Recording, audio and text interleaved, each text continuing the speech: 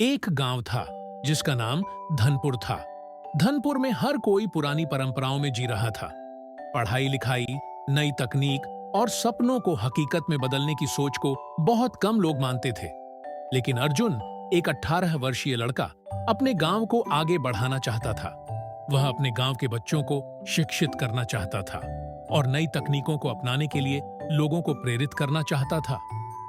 एक दिन सुबह अर्जुन खेतों के पास खड़ा होकर मन में सोचता है। हमारे गांव के बच्चे भी पढ़ लिख कर कुछ बड़ा कर सकते हैं, लेकिन कोई इन्हें मौका ही नहीं देता।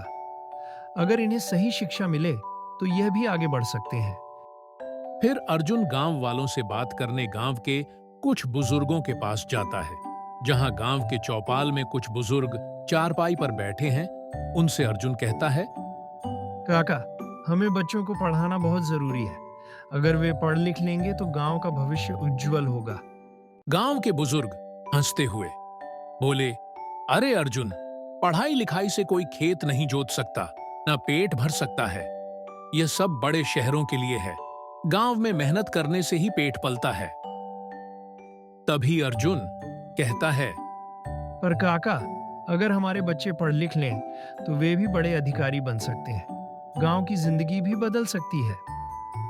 गांव के एक ग्रामीण ने बोला, हमें इस लड़के की बातें समझ नहीं आती। पढ़ाई से कुछ नहीं होता। अर्जुन निराश होता है, लेकिन हार नहीं मानता। फिर अर्जुन गांव में एक बड़े पीपल के पेड़ के नीचे कुछ बच्चों को इकट्ठा करता है और बच्चों से कहता है, बच्चों, आज से हम यहाँ पढ़ाई करेंगे। किताबें नहीं हैं, कोई बात नहीं। मैं मिट्टी पर अक्षर लिखूंगा, तुम सब ध्यान से देखो। बच्चे खुश होकर बोले, भैया, हमें बहुत मजा आएगा। अर्जुन बच्चों को मिट्टी पर लिखकर पढ़ाना शुरू करता है।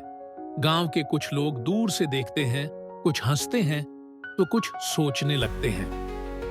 अर्जुन फिर से एक बार गांव वालों से बात करने जाता है। तभी गांव के कुछ लोग अर्जुन के पक्ष में आते हैं। गांव की एक महिला ने कहा, मेरा बेटा भी पढ़ना चाहता है अर्जुन, क्या तुम उसे पढ़ा सकते हो?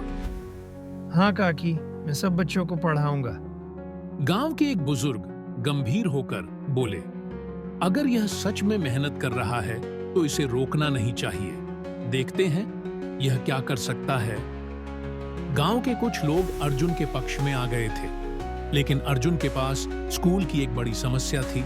अर्जुन परेशान होते हुए अपने दोस्त रवि से कहता है, रवि, हमें बच्चों के लिए एक सही जगह चाहिए। खुले में पढ़ाना मुश्किल हो रहा है। रवि कहता है, हाँ, पर हमारे पास तो स्कूल बनाने के लिए पैसे भी नहीं है। दोनों सोच में पड़ जाते हैं। तभी गांव की कुछ महिलाएं मदद के लिए आगे आती हैं और कहती हैं, हम इस पुरानी झोपड़ी को स्कूल बना सकते हैं। हम सब मिलकर इसे साफ करेंगे। अर्जुन भावुक होकर बोला, आप सबका धन्यवाद। अगर हम सब साथ मिलकर काम करें तो कुछ भी नामुमकिन नहीं है। गांव की महिलाएं झोपड़ी को साफ करके उछल देती हैं। अर्जुन को सरकारी योजना से लैपटॉप और इंटरनेट मिलता है, जिससे अर्जुन बच्चों को पढ़ाता है।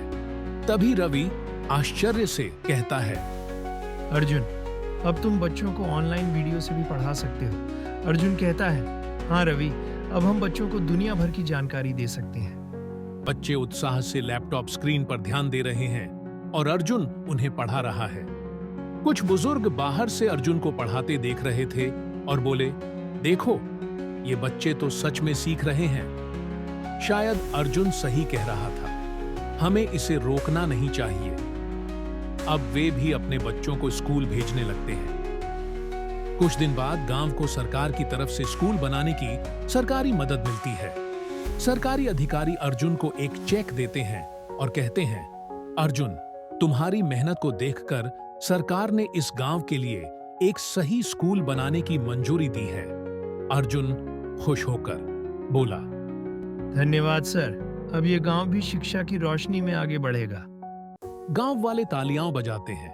अर्जुन की आंखों में खुशी के आंसू बहने लगते हैं। कुछ समय बाद गांव में नया स्कूल बन जाता है। बच्चे स्कूल के अंदर जाते हुए बहुत खुश होते हैं। रवि बच्चों को खुश होते हुए देखता है और कहता है, अर्जुन, तुम्हारा सपना सच हो गया। अर्जुन मुस्कुराकर कहता है, ये सिर्फ मेरा नहीं, हम सबका सपना था। अब कोई बच्चा अनपढ़ नहीं रहेगा। स्कूल का उद्घाटन होता है। बच्चे खुशी खुशी क्लास में जाते हैं। अर्जुन गर्व से अपने गांव का एक नया सूरज देखता है। यह कहानी हमें सिखाती है कि अगर इरादे मजबूत हों तो किसी भी गांव से एक नया सूरज उग सकता है।